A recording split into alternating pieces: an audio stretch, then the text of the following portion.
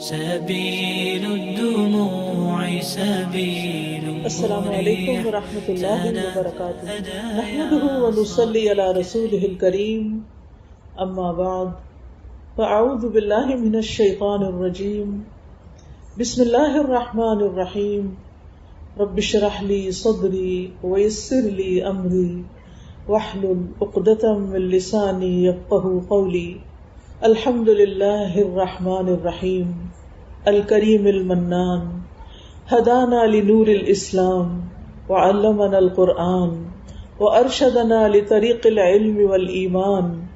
الحمد للہ حمدا کثیرا طیبا مبارکا فیہ کما یحب ربنا ویرضا۔ ہر قسم کی حمد، ہر قسم کی تعریف اللہ سبحانہ وتعالی کے لیے ہے، جو بہت مہربان، نہایت رحم فرمانے والا ہے، کرم نواز ہے، احسان فرمانے والا ہے۔ اس نے ہمیں اسلام کے نور کی طرف ہدایت دی اور ہمیں قرآن سکھایا اور علم اور ایمان کے راستے کی طرف ہماری رہنمائی کی۔ سب تعریف اللہ کے لیے ہے، بہت زیادہ تعریف، پاکیزہ اور بابرکت تعریف، جسے ہمارا رب پسند فرمائے اور اس سے راضی ہو جائے۔ ہماری آج کی گفتگو کا عنوان ہے فتنوں کے دور میں ایمان کی حفاظت، کیونکہ ہماری زندگی میں ایمان سب سے زیادہ قیمتی چیز ہے۔ اگر ایمان ہے تو دنیا میں بھی دل میں سکون ہے، راحت ہے، اطمینان ہے۔ اگر ایمان سلامت ہے تو موت کے بعد کے بھی سارے مرحلے آسان ہیں، ہمیشہ کی زندگی بھی اچھی ہے۔ اور اگر ایمان نہیں تو پھر کچھ بھی نہیں۔ سب سے بڑا مفلس اور فقیر وہ ہے جس کے پاس ایمان نہیں، اور سب سے زیادہ خوش قسمت وہ ہے جس کے پاس ایمان ہے۔ اس لیے ہمیں اپنے ایمان کی حفاظت اپنے مال، اپنی جان، اپنی اولاد، اپنی ہر چیز سے زیادہ کرنی ہے۔ ہم ایسے دور میں رہ رہے ہیں کہ جس میں بہت زیادہ فتنے ہیں۔ فتنے کا کیا مطلب ہے؟ آزمائش، بہت سی آزمائشیں ہیں، اور ان کی وجہ سے ہمارے ایمان کو ہر وقت خطرہ لاحق رہتا ہے۔ میڈیا کا دور ہے، سوشل میڈیا کا دور ہے، جس کی وجہ سے فتنوں کی تعداد میں اور زیادہ اضافہ ہو گیا ہے۔ طرح طرح کے خیالات ہیں، طرح طرح کے نظریات ہیں۔ وہ باتیں جو ہم نے اپنے ماں باپ سے سیکھی، وہ دین اور ایمان جو ہم نے ورثے میں پایا، آج اسی پہ شک کیا جا رہا ہے۔ اور وہی دین و ایمان جو ہم نے اپنے بچوں کو سکھایا اور ان کو اس کی تعلیم دی، وہ ایسے ماحول میں اس ایمان کو ہی کھوتے چلے جا رہے ہیں اور اپنے دین کا نقصان کر رہے ہیں۔ لہٰذا اس میں تو کوئی شک کی بات ہی نہیں کہ ہر طرف سے فتنوں نے ہمیں گھیرا ہوا ہے۔ لیکن اس میں وہ کیا چیزیں ہو سکتی ہیں کہ جن کے ساتھ ہم اپنے ایمان کی حفاظت کر سکتے ہیں؟ ہماری زندگی اگر دیکھا جائے تو ویسے بھی سراسر ایک امتحان ہے، آزمائش ہے۔ الذی خلق الموت والحیات لیبلوکم، کہ وہ جس نے موت اور زندگی کو بنایا تاکہ تمہارا امتحان لے، تمہاری آزمائش کرے۔ کس بات کا امتحان؟ ایکم احسن عملا، کہ تم میں سے احسن عمل کس کے ہے، تم میں سے اچھے کام کون کرتا ہے۔ لہٰذا یہ امتحان تو جس دن ہم دنیا میں آئے تھے اس دن سے شروع ہو چکا ہے اور موت تک یہ جاری رہتا ہے، بلکہ کامیابی کا انحصار اس پر ہے کہ ہمارا خاتمہ کس پر ہوتا ہے۔ کیونکہ حدیث سے پتہ چلتا ہے کہ ایک شخص ساری زندگی نیک عمل کرتا ہے لیکن مرنے سے پہلے کچھ ایسے کام کرتا ہے کہ اس کا خاتمہ بالخیر نہیں ہوتا۔ تو اس لیے یہ فکر کی بات ہے اور ہمیں اس بات کو ایکسپٹ کر لینا چاہیے کہ ہم سب امتحان میں ہیں۔ یہ دنیا ایک بہت بڑا ایگزامینیشن ہال ہے جس میں ہمارے ہر ایکشن کو، ہماری ہر حرکت کو نوٹ کیا جا رہا ہے کہ ہم کرتے کیا ہیں۔ دنیا کا جب کوئی امتحان دیتے ہیں، آپ ایگزامینیشن ہال میں ہوتے ہیں، آپ 3 گھنٹے میں 4 گھنٹے میں جتنا بھی آپ کا ٹائم ہوتا ہے اس میں آپ جو لکھتے ہیں اس کے بعد آپ آزاد ہوتے ہیں، باہر آ کے آپ فارغ ہو گئے۔ لیکن اس دنیا میں موت تک ہم فارغ نہیں ہو سکتے، ہم اس وقت تک امتحان ہی امتحان میں ہیں لہٰذا بہت ضروری ہے کہ ہم اس بات کا جائزہ لیں کہ ہم اپنے وقت کو کیسے گزار رہے ہیں. یہ ایسا نہیں کہ ہمارا امتحان صرف بازار میں ہوتا ہے، یہ ایسا نہیں کہ ہمارا امتحان کسی مسجد میں ہوتا ہے. یہ امتحان ہمارے گھر میں بھی ہے، یہ بازار میں بھی ہے، یہ کسی مال میں بھی ہے، یہ کسی شادی گھر میں بھی ہے، اور یہ مسجد میں بھی ہے. ہر لمحہ ہمارے اوپر ایسے کیمراز فٹ ہیں کہ جو ہمارے صرف ظاہر کو نہیں، ہمارے باطن کو بھی کھنگال رہے ہیں کہ ہم کرتے کیا ہیں. اس لیے بہت ضروری ہے کہ ہم بہت محتاط زندگی بسر کریں، سوچ سمجھ کر زندگی بسر کریں، اور خاص طور پر ایسے دور میں جس میں اب آزمائشیں ہی زیادہ باقی رہ گئی ہیں، فتنے ہی زیادہ باقی رہ گئے ہیں. معاویہ رضی اللہ عنہ کہتے ہیں کہ میں نے نبی صلی اللہ علیہ وسلم سے سنا، آپ فرما رہے تھے دنیا میں صرف آزمائش اور فتنہ ہی باقی رہ گیا ہے. یہ 1400 سال پہلے نبی صلی اللہ علیہ وسلم نے فرمایا کہ دنیا میں اب آزمائش اور فتنہ ہی باقی رہ گیا ہے، اور خاص طور پر قیامت کے قریب فتنے زیادہ سے زیادہ ظاہر ہوں گے. اس کی بھی نبی صلی اللہ علیہ وسلم نے پیشن گوئی فرما دی. صحیح بخاری کی روایت ہے، آپ نے فرمایا قیامت اس وقت تک نہ آئے گی جب تک علم دین اٹھ نہ جائے گا، یعنی لوگوں کی دین کے علم سے کوئی دلچسپی نہیں رہے گی. زلزلوں کی کثرت ہو جائے گی، زمانہ جلدی جلدی گزرنے لگے گا. ہم سب ایکسپیرینس کرتے ہیں کہ وقت جو ہے پتہ ہی نہیں چلتا. اب 23 آپ دیکھیں کہ شروع ہوا ہے، اور یہ سال تو لگتا ہے کچھ اور بھی تیزی سے گزر گیا ہے. آدھا سال گزر چکا ہے اور دوسرے حصے میں داخل ہو چکے ہیں، اور پتہ نہیں وقت کدھر جا رہا ہے. پھر فرمایا اور فتنے فساد پھوٹ پڑیں گے اور حرج کی کثرت ہو جائے گی، اور حرج سے مراد قتل ہے. اور تمہارے درمیان مال و دولت کی اتنی کثرت ہوگی کہ ابل پڑے گا، یعنی لوگوں کے پاس مال و دولت بہت کثرت سے آ جائے گا. پھر اسی طرح آپ نے یہ بھی فرمایا کہ علامات قیامت 6 ہیں: میرا فوت ہونا، بیت المقدس کا فتح ہونا، بکری کے سینے کی بیماری کی طرح موت کا لوگوں کو دبوچنا، ہر مسلمان کے گھر کو متاثر کرنے والے فتنے کا ابھرنا. ہر مسلمان کے گھر کو متاثر کرنے والے، یعنی کوئی گھر ایسا نہیں ہوگا کہ جس میں اس کا انفلوئنس نہ ہو یا جس میں اس فتنے کی وجہ سے کوئی پریشانی نہ ہو. آدمی کو 1000 دینار دیے جائیں تو اس کا خاطر میں نہ لانا، یعنی یہ تو کچھ پیسہ ہی نہیں، یہ تو کچھ مال ہی نہیں، کم سمجھنا. اور روم کی غداری اور اسی کے جھنڈوں کے نیچے چلیں گے، اور ہر جھنڈے کے نیچے 12,000 افراد ہوں گے. یہ کچھ اور باتیں ہیں جو آئندہ اللہ ہی بہتر جانتا ہے کہ کس طرح سامنے آتی ہیں، لیکن باقی چیزیں تو ہم نے دیکھ لی. پھر اسی طرح آپ نے یہ بھی فرمایا کہ فتنے جو ہیں بارش کے قطروں کی طرح اتریں گے. اسامہ بن زید رضی اللہ عنہ روایت کرتے ہیں کہ نبی صلی اللہ علیہ وسلم مدینہ کے ٹیلوں میں سے ایک ٹیلے پہ چڑھے، یعنی اوپر جگہ پہ چڑھے.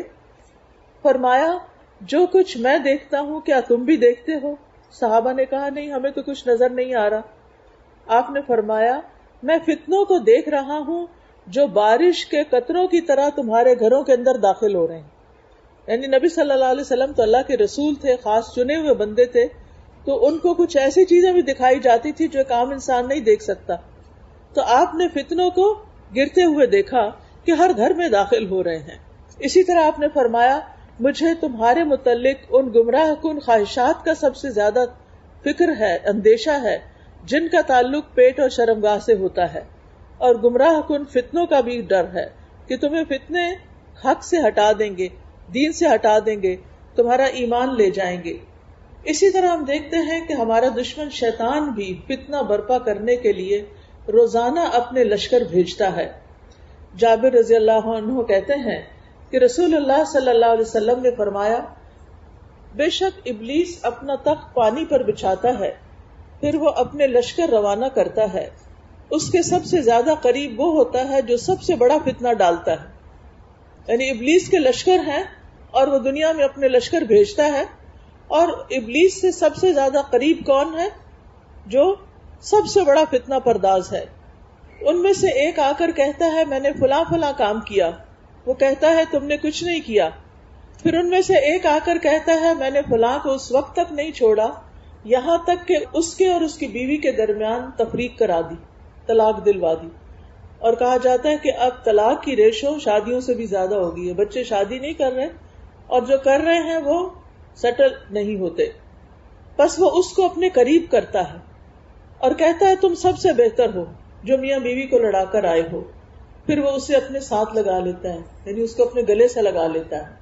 تو اس سے آپ اندازہ لگائیں کہ کس قدر یہ فتنہ عام ہے کہ اچھے بھلے میاں بیوی کے درمیان چھوٹی چھوٹی باتوں پر آپس کی لڑائی جھگڑا اور آپس کی نوک جھونک اور بدمزگی اور ایسی چیزیں کہ جس کی وجہ سے ان کے باہمی تعلقات خراب ہو جاتے ہیں. تو سوال یہ پیدا ہوتا ہے کہ فتنہ ہے کیا؟ فتنہ ہر وہ معاملہ ہے, ہر وہ چیز فتنہ ہے جو آپ کو اللہ سبحانہ وتعالی سے اور اللہ کی اطاعت سے دور کر دے. یعنی ہر انسان کے لیے وہ چیز فتنہ ہے, چاہے وہ آپ کا سیل فون ہو, چاہے وہ آپ کے بچے ہوں, چاہے وہ آپ کا اسپاؤز ہو, چاہے وہ آپ کی جاب ہو, چاہے وہ آپ کا کوئی شوق ہو, کوئی ہابی ہو. ہر وہ چیز, دوبارہ سن لیجئے کہ ہر وہ چیز, ہر وہ معاملہ جو آپ کو اللہ سبحانہ وتعالی سے دور کر دے اور اللہ تعالی کی اطاعت سے دور کر دے. آپ غور کیا کیجئے کہ وہ کون سے کام ہوتے ہیں, وہ کون سی چیزیں ہوتی ہیں کہ جن کی وجہ سے آپ کی نماز دیر سے ہوتی ہے, یا نماز قضا ہو جاتی ہے, یا آپ نماز لیٹ کر دیتے ہیں. ہو سکتا ہے وہ آپ کا کوکنگ کا شوق ہو سکتا ہے وہ آپ کا گھومنے پھرنے کا شوق ہو سکتا ہے وہ آپ کا شاپنگ کا شوق ہو. یعنی کون سی چیز ہے؟ ہم میں سے ہر شخص جب کوئی بات سنے تو وہ اپنے آپ کو انالائز کرے. عام طور پر ہوتا ہی ہے کہ جب ہم لیکچر میں جاتے ہیں تو جو بات ہم سنتے ہیں ہم سوچتے ہیں یہ فلاں ہوتا نا اس کو بڑا فائدہ ہوتا, یہ تو اس کے سننے کی تھی, یہ تو فلاں کے لیے ہے, یہ میں فلاں کو جا کے اب بتاؤں گی میں یہ سن کر آئی ہوں. اور ہم اپنے لیے نہیں سوچتے کہ یہ ہمارے لیے ہے. علم کا فائدہ سب سے زیادہ خود ہماری اپنی ذات کو ہونا چاہیے.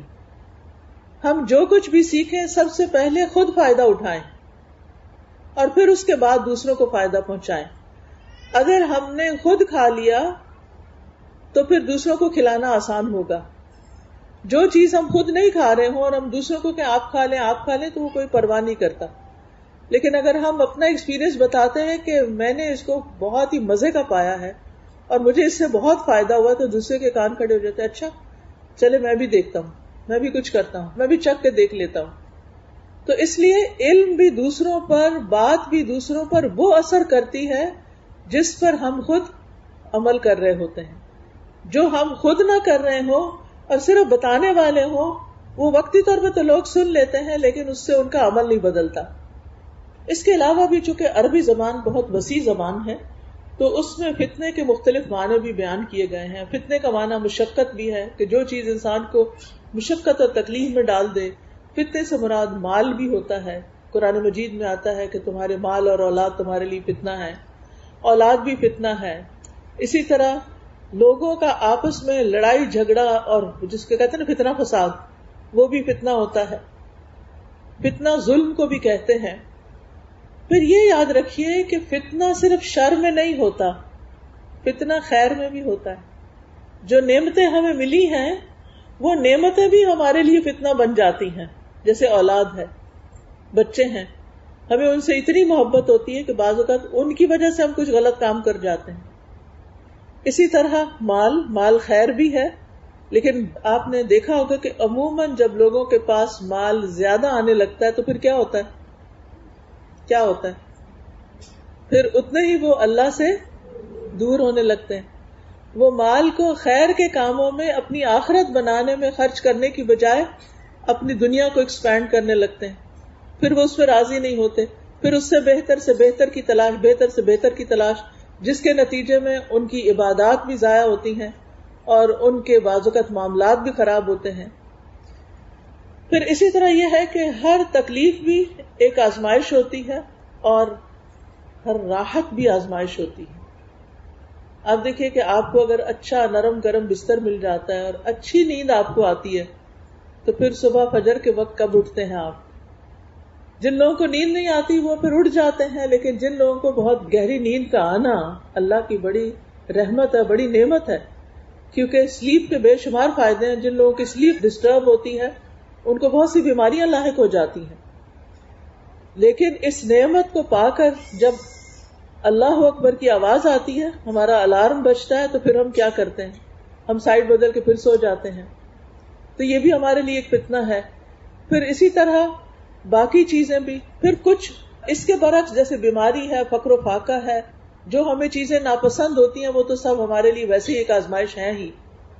تکلیف دہ چیزوں پر تو انسان پھر اللہ تعالیٰ کی طرف رجوع کرتا ہے.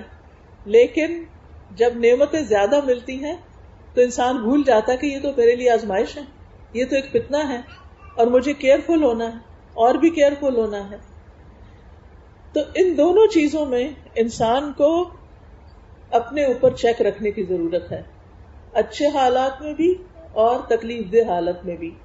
عبد الرحمن بن عوف کہتے ہیں ہم رسول اللہ صلی اللہ علیہ وسلم کے ساتھ تکلیف اور تنگی میں آزمائے گئے تو اس پر ہم نے صبر کر لیا. اس کے بعد کشادگی کی حالت اور خوشی میں آزمائے گئے تو ہم صبر نہ کر سکے. یعنی تکلیف سے زیادہ راحت ہمارے لیے آزمائش بن گئی. پھر اسی طرح آپ دیکھیے ایک اور چیز بھی، کچھ چیزیں تو سامنے نظر آتی ہیں اور ہم سمجھ بھی پاتے ہیں یہ میرے لیے فتنہ ہے، یہ آزمائش ہے، یہ مجھے اللہ سے دور کر. دیکھیں ایک ہی کرائیٹیریا آپ نے رکھنا ہے سامنے کہ کون سی چیز مجھے اللہ سے دور کر رہی ہے. کیا وہ کوئی انسان ہے، دوست ہے، کوئی مال ہے، کیا چیز ہے، کوئی شوق ہے. تو الرٹ ہو جانا ہے. جہاں بھی آپ اس کی وجہ سے اللہ سے دور ہو رہے ہیں، کوئی نافرمانی کا کام کر رہے ہیں، جو اللہ کو ناراض کرنے والا کام کر رہے ہیں، کچھ چیزیں تو نظر آتی ہیں، لیکن ایک بات اور بھی یاد رکھیے کہ کچھ چیزیں نظر بھی نہیں آتی. کچھ فتنے ہمیں دکھائی بھی نہیں دیتے، کچھ فتنوں کا ہمیں پتہ ہی نہیں چلتا کہ یہ ہمارے لیے فتنہ ہے. وہ تو اور بھی خطرناک بات ہے. آپ دیکھیے کہ اگر آپ کے ہاتھ پہ کوئی پھوڑا نکل آئے تو کیا ہوتا ہے؟ آپ کو فوراً فکر پڑ جاتی ہے، آپ ایک دوا لیتے ہیں، دوسری لیتے ہیں، جب تک وہ ٹھیک نہ ہو جائے آپ روز اس کو دیکھتے رہتے ہیں اب کہاں پہنچے، اب کہاں پہنچے. اللہ نہ کرے کہ اگر کسی کے پیٹ میں کینسر ہو جائے اس کو پتہ بھی نہیں چلتا. اور عموماً پھر کیا ہوتا ہے کہ جب بالکل انسان آخری دم پہ پہنچتا ہے تو پھر ڈائگنوز ہوتا ہے، پھر ڈاکٹر کہتے ہیں ریورسیبل، اب کچھ نہیں ہو سکتا، اب اس کا کوئی علاج نہیں. کیونکہ وہ اندر چھپا ہوا تھا، وہ آپ کو نظر نہیں آیا. آپ نے کہا پیٹ میں درد ہے، چلو یہ ٹوٹکا کر لو، وہ دوا کھا لو، وہ پانی پی لو، مختلف چیزیں کرتے رہتے ہیں. بہت سے لوگ جب بیمار ہوتے ہیں تو اس بیماری کی فکر نہیں کرتے، ڈاکٹر کے پاس نہیں جاتے، خود سے خود ڈاکٹر بن جاتے ہیں اور اپنا علاج خود کرتے رہتے ہیں، اور اس نتیجے میں اپنی ڈاکٹری سے اور زیادہ بیمار ہو جاتے ہیں، حتیٰ کہ وہ بیماری ہلاکت خیز بن جاتی ہے. کہنے کا مطلب یہ اس مثال کا کہ کچھ ہماری ہڈن خرابیاں ایسی ہوتی ہیں، کچھ روحانی بیماریاں ایسی ہوتی ہیں، کچھ ایسی ڈیزیزز ہوتی ہیں ہمارے اندر جن کا ہمیں خود بھی پتہ نہیں ہوتا.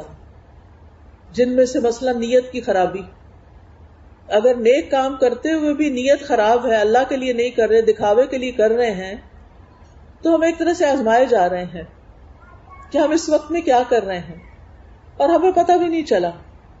اسی طرح کچھ لوگوں کے لیے ان کی اپنی بد زبانی، زبان درازی فتنہ ہوتی ہے اور وہ اس کو اسمارٹ ہونا کہتے ہیں کہ میں بہت چالاک ہوں، اپنے آپ کو سوچتے ہیں کہ دوسروں کو تو نہیں کہتے، میں بہت اسمارٹ ہوں، میں بہت حاضر جواب ہوں، میں بہت ذہین ہوں، میں ہر ایک کو چپ کرا سکتا ہوں، میں ہر ایک کا منہ بند کر سکتا ہوں.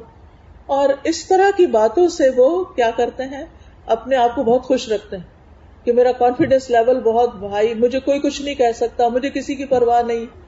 اس طرح کی جو تھنکنگ، اس طرح کے جو خیالات ہوتے ہیں انسان کے اندر، وہ انسان کے لیے ایک بہت بڑی آزمائش ہوتے ہیں کہ انسان اپنی برائیوں کو، اپنے برے خیالات کو، اپنے حسد کو، اپنے بغض کو، اور اسی طرح کی جو نفاق کو، منافقت کو، دو رخے پن کو ڈیٹیکٹ نہ کر پائے کہ یہ میرے اندر خرابی ہے.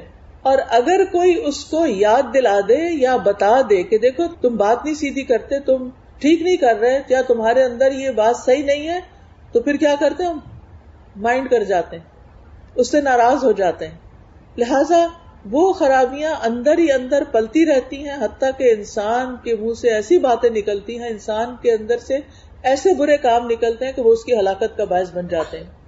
تو بہرحال بعض اوقات لوگوں کے لیے کوئی بھی آفت جو اس کو اس کے مقصد سے پھیر دیتی ہے، اس کے لیے فتنہ بن جاتی ہے، چاہے مال ہو یا اولاد ہو۔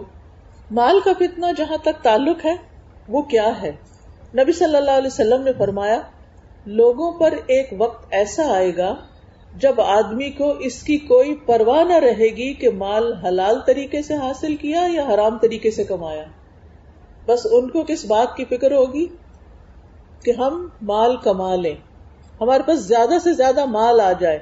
کہاں سے آتا ہے؟ کسی کو دھوکہ دے کے آتا ہے، چوری کر کے آتا ہے، لوٹ کے آتا ہے، اس سے کوئی فرق نہیں پڑتا۔ اسی لیے آپ دیکھیں کہ اس وقت تھیفٹ کی بھی، چوری کی بھی نئی نئی قسمیں ایجاد ہو گئی۔ آپ کے کریڈٹ کارڈز ہیک ہو جاتے ہیں، آپ کے بینک سے پیسے نکل جاتے ہیں اور پتہ بھی نہیں چلتا۔ میں ایک دفعہ دبئی کی جیل میں درس دینے کے لیے گئی تھی، وہاں پر میں انوائٹڈ تھی، تو وہاں ایک بہت ینگ اسمارٹ لڑکی وہاں پر بیٹھی ہوئی تھی، جو کچھ میں کہہ رہی تھی سر ہلا رہی تھی، اور بعد میں مجھے بہت تجسس ہوا کہ باقی خواتین تو جو بھی تھی، لیکن یہ تو اتنی سمجھدار لڑکی لگ رہی، اس کو کیا مسئلہ ہوا؟ تو جب لیکچر ختم ہوا تو میں نے اس سے بات کی، میں نے کہا کہ تمہیں کیا ہوا، تم یہاں کیسے؟ تو کہنے لگی کہ میں آئی ٹی پروفیشنل تھی اور بس مجھے ایک لت لگ گئی تھی لوگوں کے بینکوں سے پیسے چوری کرنے کی۔ کہتی میرا ہسبینڈ بہت ویل ٹو ڈو تھے، جب وہ گھر سے چلے جاتے، صبح جاب پہ چلے جاتے اور میرے پاس کچھ کرنے کا کام نہیں تھا، میں دبئی میں تھی، کوئی ایسا نیبرہڈ نہیں تھا، کوئی اور مصروفیت نہیں تھی، تو میں کمپیوٹر پہ بیٹھ جاتی اور بیٹھ کے چوری شروع کر دیتی، اور ہر ٹرانزیکشن پر مجھے وہ لذت ملتی کہ جیسے میں نے بہت کچھ اچیو کر لیا۔ اب آپ دیکھیں کہ ایک غلط کام ہے اور انسان کو اسی کا نشہ ہو گیا، اس کی ایڈکشن ہو گئی۔ لیکن چور آخر کتنے دن تک چوری کر سکتا؟ اس کی چوری تو کھل کے رہتی۔ بہرحال وہ پکڑی گئی اور پھر وہ جیل میں بھیج دی گئی۔ اس کی زندگی تو خراب ہوئی، لیکن اس کے ساتھ آپ دیکھیں کہ کتنے سارے لوگوں کو نقصان پہنچا، خود اس کے گھر والوں کی عزت، خود اس کے ہسبینڈ کی پریشانی اور بچے اور باقی سب۔ یعنی ایک انسان جب غلط کام کرتا ہے، کسی فتنے میں مبتلا ہوتا ہے، تو وہ صرف اپنے آپ کو نقصان نہیں دے رہا ہوتا، وہ دوسروں کو بھی نقصان دیتا ہے۔ اسی لیے ہمارے دین میں امر بالمعروف اور نہی عن المنکر بھی ہے کہ نیکی کا حکم دو اور برائی سے روکو بھی۔ اگر آپ کے علم میں آ جاتا ہے کہ کوئی شخص صحیح نہیں کر رہا، تو یہ نہیں کہ ہمیں نہیں پرواہ، مائنڈ یور اون بزنس، جو مرضی کوئی کرے، جیسے پنجابی میں کہتے ہیں سانو کی، جو مرضی کوئی کرے، تو نہیں، ہمیں فکر ہونی چاہیے، ہمارے اوپر اپنی ذمہ داری بھی ہے اور دوسروں کی بھی ہے، خصوصاً ہمارے لوڈ ونس جو ہیں، قریبی لوگ جو ہیں، ان کی تو ہمیں اور فکر ہونی چاہیے کہ وہ کیا کر رہے ہیں۔ بہرحال کہنے کا مطلب یہ ہے کہ ایک فتنہ کیا ہے؟ مال، جو بہت بڑا فتنہ ہے، جس میں سب سے بڑا فتنہ یہ ہے کہ مال کا سورس آف انکم ہم نہیں سوچتے کہ کیا ہے۔ یہ تھیفٹ کی باتیں تو بہت بڑی باتیں ہیں، لیکن اس کے علاوہ بھی آپ دیکھیں کہ بہت سے لوگوں نے اب سوشل میڈیا کو انکم جنریٹنگ ٹول بنایا ہوا ہے، وہ ان سے انکم جنریٹ کرتے ہیں۔ اور مثلا یوٹیوب پر اشتہار، اب چینل بنا لیا، اس پہ جھوٹی سچی خبریں ڈالی، کچھ فیکٹ صحیح ہوئے، کچھ غلط ہوئے، بعض اوقات بالکل ایسی انفارمیشن ہوتی ہے جس کا کوئی تعلق نہیں، لیکن دوسروں کو انٹرٹین کرنا، بعض اوقات اس میں فضول باتیں کی جاتی۔ کچھ لوگ تو بہت فاؤل لینگویج یوز کر رہے ہوتے ہیں اور لوگ اس پہ ہنس رہے ہوتے ہیں اور ان کو بہت سی لائکس مل رہی ہوتی ہیں۔ اب کیا ہے، اس سے وہ انکم آ رہی ہے۔ اب انکم جو آ رہی ہے، کیونکہ بہت سارے لائکس ہو گئے ہیں، بہت ساری چیزیں ہو گئی ہیں، اور ان کو مزہ کس میں آتا ہے؟ یہ ضروری نہیں کہ ہم سچی انفارمیشن ڈالیں، بہت سے وہ لوگ بھی اس میں شامل ہیں جو جھوٹی حدیثیں، حدیث کے نام سے، دین کی باتوں کے نام سے وہ لوگوں کو فارورڈ کر رہے ہوتے ہیں، اور اس میں مینی ٹائمز فارورڈڈ اوپر لکھا ہوا آتا ہے۔ اب اس طرح کی چیزیں لوگوں میں غلط انفارمیشن پھیلانا، دین کے بارے میں یا دنیا کے بارے میں یا ہیلتھ کے بارے میں یا فوڈ کے بارے میں یا ایکسرسائز کے بارے میں یا کسی بھی چیز کے بارے میں لوگوں کو مس لیڈ کرنا، یہ بہت بڑا ظلم ہے اور بہت سارے لوگوں پہ ظلم ہے۔ لیکن ہم صرف یہ دیکھتے ہیں کہ ٹرینڈز کیا ہیں، لوگوں کی پسند کیا ہے، لوگ کیا چاہتے ہیں، اور پھر جو اس پہ اشتہار آتے ہیں، وہ چاہے الکوہل کے آئیں، چاہے کوئی زنا کی دعوت ہو، چاہے کوئی فحش قسم کی چیزیں ہوں، انہیں اس سے کوئی پرواہ نہیں کہ کہاں سے ہو رہا ہے، بس انہیں یہ ہے کہ ہمارے پیسے آ رہے ہیں۔ اسی طرح کے اور بہت سے طریقے ایجاد ہو چکے ہیں کہ جس میں پیسے کمانے کے لیے حلال حرام کی پرواہ نہیں کی جاتی. بہت سے لوگ سود لیتے ہیں، ایسی جگہوں پر اپنے اکاؤنٹس کھولتے ہیں کہ جہاں ان کو سود ملتا رہے اور وہ بالکل پرواہ نہیں کرتے کہ وہ حلال ہے یا حرام ہے. آپ دیکھیے کہ قرآن مجید میں بہت سے گناہوں کا ذکر ہے، ان کی سزاؤں کا بھی ذکر ہے، لیکن جتنی سخت سزا سود کے اوپر بتائی گئی ہے اتنی کسی اور چیز پر نہیں. اور وہ کیا ہے کہ جو اس حکم کو سن کے باز نہیں آتا اللہ اور اس کے رسول سے جنگ کے لیے تیار ہو جائے. کس میں ہمت ہے کہ اللہ کا مقابلہ کرے؟ لیکن یہ بھی ایک آزمائش ہے، یہ بھی ایک فتنہ ہے. پھر اسی طرح یہ ہے کہ ایسی گیمز بنانا، ایسی گیمنگ کرنا، بہت سے لوگ اس کو جوئے کی طرح کھیل رہے ہوتے ہیں اور اس سے پیسے بنا رہے ہوتے ہیں. یعنی کوئی یہ جاننے کی زحمت نہیں کرتا کہ یہ طریقہ حلال ہے یا حرام ہے، بس اس بات کی فکر ہے کہ کتنے پیسے بن گئے. پھر اسی طرح کچھ لوگ تو ڈائریکٹ جوئے میں انوالو ہیں، وہ لاٹری کھیلتے رہتے ہیں اور ان کو اس کی ایڈکشن ہو جاتی ہے. اور افسوس یہ ہے کہ خود مسلمان اس کام میں شریک ہے. پھر اسی طرح ایسی چیزیں بیچتے ہیں جیسے نشہ کی چیزیں بیچنا، ویپ بیچنا، شیشہ، سگریٹ اور اس طرح کی چیزیں کہ جو لوگوں کی ہیلتھ کے لیے بھی نقصان دہ ہیں اور ہمارے دین میں بھی منع ہے. یاد رکھیے قیامت کے دن مال کے بارے میں سوال کیا جائے گا. حدیث میں آتا ہے کہ انسان کے قدم اس وقت تک میدان حشر سے ٹل نہیں سکیں گے جب تک کہ 4 باتوں کا جواب نہ دے دے. مال کہاں سے کمایا، کہاں سے آیا پیسہ، اور کہاں خرچ کیا، خرچ کہاں کیا، اس کا بھی سوال. ہم سمجھتے ہیں ہمارا مال ہے نا، ہم جو چاہیں خریدیں، ہم اس سے حلال خریدیں، حرام خریدیں، کہیں بھی اس کو استعمال کریں، سو واٹ، ہمارا پیسہ نا، ہمارا پیسہ ہماری مرضی. نہیں، ہمارا دین پیسے کے خرچ کرنے کے معاملے میں بھی ہم پر چیک رکھتا ہے کہ انہوں نے خرچ کہاں کیا. ابھی تو بینکس کے ذریعے اور ٹرانزیکشنز کے ذریعے ٹرینڈز دیکھے جا رہے ہیں نا کہ کریڈٹ کارڈ کے ذریعے کہ لوگ زیادہ زیادہ کہاں سپینڈنگ کرتے ہیں اور پھر اس کے مطابق چیزیں تیار ہوتی ہیں. بزنسز اس پہ چل رہے ہیں، مارکیٹنگ کا ایک ذریعہ ہے یہ. لیکن آپ دیکھیے کہ قیامت کے دن اس پر بھی پوچھا جائے گا کہ خرچ کہاں کیا، کس کو دیا، اچھے کام میں دیا یا نہیں دیا. قرآن مجید میں آتا ہے وَآتِ ذَا الْقُرْبَى حَقَّهُ وَالْمِسْكِينَ وَابْنَ السَّبِيلِ. یہ ان لوگوں کے لیے بہتر ہے، یعنی آتِ ذَا الْقُرْبَى حَقَّهُ وَالْمِسْكِينَ، رشتہ دار کو اس کا حق دو، چاہے وہ غریب ہے، امیر ہے، والدین کو دو، اولاد کو دو، رشتہ داروں کو دو، بیوی کا نان نفقہ دو. وَآتِ ذَا الْقُرْبَى حَقَّهُ وَالْمِسْكِينَ، اور اس کے بعد پھر مسکینوں کی خبر لو، جو تمہارے رشتہ داروں میں یا ویسے ضرورت مند ہیں ان کو دو، اور وابن السبیل، مسافروں کو دو. ذالک خیر، یہ ان کے لیے بہتر ہے. یریدون وجہ اللہ، جو اللہ کا چہرہ چاہتے ہیں، جو قیامت کے دن اللہ کی ملاقات کی امید رکھتے ہیں اور وہ اللہ سبحانہ تعالیٰ کو دیکھ کر خوش ہونا چاہتے ہیں. کیونکہ جب اللہ تعالیٰ کو دیکھ لیں گے تو اس کے بعد کوئی خوشی، کوئی چیز اس جیسی نہیں لگے گی انسان کو. اور پھر آپ دیکھیے کہ مومن اپنے مال میں حرام کی ملاوٹ سے بھی بچتا ہے. ایک ہے پیور حلال، ایک ہے پیور حرام، اور ایک ہے مکس آمدنی. تو مومن کو اس سے بھی بچ کے رہنا چاہیے. مال کے فتنے میں ایک چیز اور مینشن کروں کہ مال کو صرف اپنی ذات پہ خرچ کرنا بھی ایک فتنہ ہے. کیونکہ اب آپ دیکھیں کہ بچے کماتے ہیں، وہ ان کا مال ہے، وہ اپنے اوپر خرچ کریں گے. میاں کماتا ہے، اس کا اپنا مال ہے. بیوی کماتی ہے، اس کا اپنا مال ہے، اور دوسروں کا حق نہیں دیکھتے یا پھر اللہ کے راستے میں نہیں دیتے. آپ دیکھیں کہ اس وقت جتنی مسلمانوں کی کمیونٹی ہے، کیا ان کے لیے مساجد میں جگہ پوری ہے؟ کیا ان کے لیے انف اسلامک سکولز ہیں اپنے بچوں کے دین ایمان کو محفوظ کرنے کے لیے؟ کیا ان کے لیے ان کے بچوں کی دین اور ایمان کی حفاظت کے لیے ایسے پروگرامز کو اسپانسر کیا جاتا ہے کہ جس سے ان کے بچے واقعی کچھ سیکھ سکے، کوالٹی کی چیزیں سیکھ سکیں؟ کیونکہ ہمیں اس طرف خرچ کرنے کا خیال ہی نہیں آتا. ہم چاہتے ہیں کہ باقی ہم جہاں بھی خرچ کریں، ہالیڈیز پر ہزاروں ڈالر خرچ کر دیں، لیکن جب دین کے راستے میں خرچ کرنے کی بات آتی ہے تو پہلا سوال پوچھتے ہیں کیا اس میں زکوٰۃ لگتی؟ پہلا سوال. یعنی آپ دیکھیں یہ آپ اللہ کو دے رہے ہیں، اللہ کے راستے میں. کیا آپ اپنے کسی پیارے کو زکوٰۃ دیں گے؟ اپنے بچے کو زکوٰۃ دیں گے؟ کبھی بھی نہیں. اپنے بچے پہ تو اپنا سب سے زیادہ پسندیدہ مال خرچ کریں گے. مائیں کیا کرتی ہیں؟ اپنی جیولری سنبھال کے کس کے لیے رکھ دیتی ہیں؟ اپنے ہی بچوں کے لیے. خود پہننے کا شوق بھی ہوتا ہے تو کہیں نہیں گھس جائے گی، خراب ہو جائے گی، یہ بچوں کے کام آئے گی. ہم اپنے لیے اور اپنے بچوں اور اپنے خاندان کے لیے تو یہ کرتے ہیں.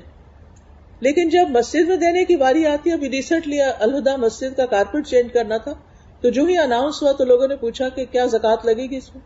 میں نے کہا مسجد کو زکوٰۃ دو، اللہ کے گھر کو زکوٰۃ دو. کیونکہ ہم اس کے علاوہ سمجھتے ہی نہیں کہ اس مال میں اور بھی حق ہے کسی کا، زکوٰۃ کے علاوہ بھی حق ہے.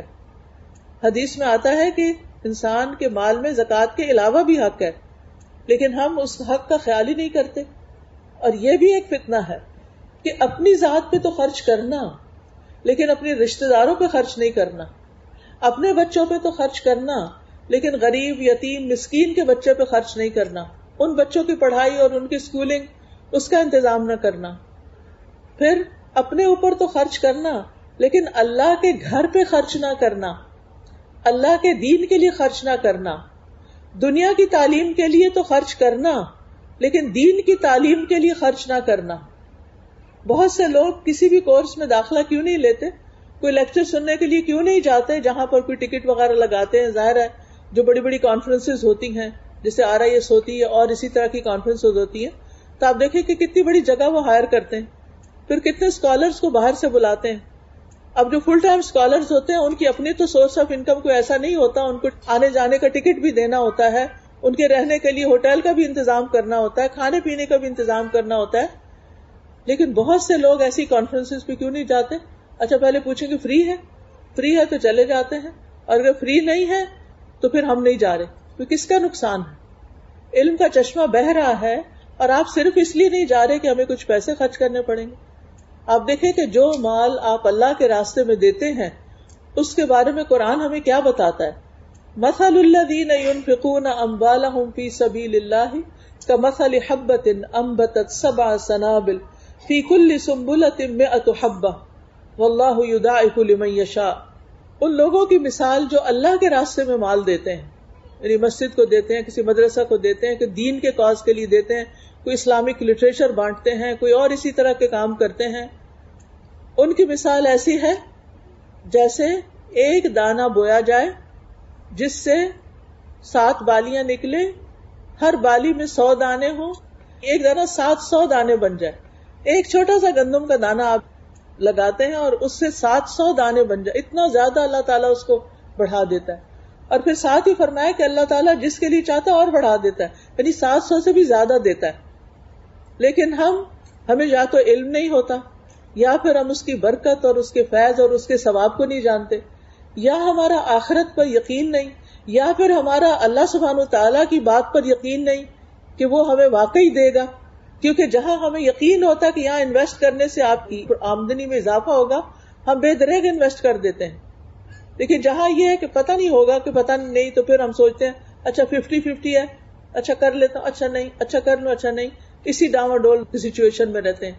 لیکن جہاں یقین ہو، اور اللہ سے بڑھ کے سچی بات کس کی ہو سکتی، جہاں یقین ہوتا ہے وہاں ہم وہ کام خوشی سے پھر کر لیتے ہیں.